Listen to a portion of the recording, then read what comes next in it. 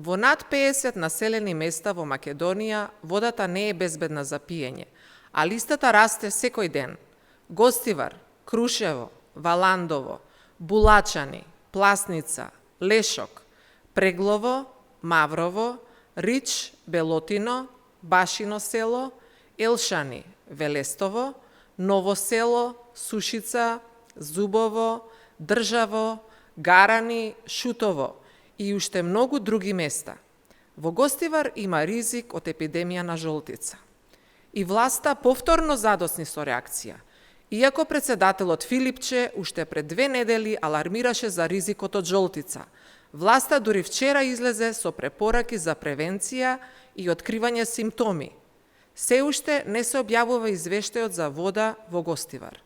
Кој одобри, потпиша и кој гарантира дека техничката вода е безбедна? А Мицковски и Клековски даваат спротивни изјави. Клековски вели до крај на неделата водата во Гостивар ќе може да се пие, а Мицковски вели има нова бактерија. Ова е тотален институционален колапс. Резултат на неспособност, небрежност и целосно игнорирање на основните потреби на граѓаните од страна на тендер патриотите. Додека Мицковски отвора базени и оди на екскурзии, а Клековски држи пресконференции, илјадници луѓе се разболуваат, а цела држава се претвора во зона на ризик.